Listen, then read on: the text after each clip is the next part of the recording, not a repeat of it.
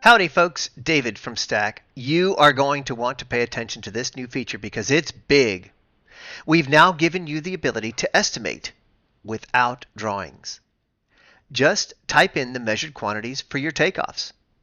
These measurements then become input for your items and assembly formulas to produce accurate purchase quantities.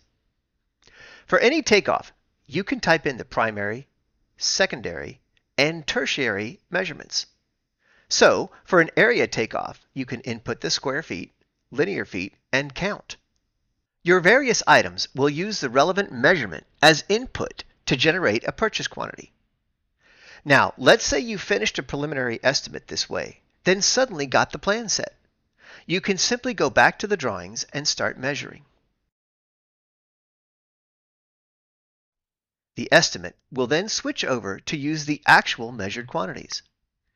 Stack estimating is now more powerful than ever, but we're not stopping. Stay tuned.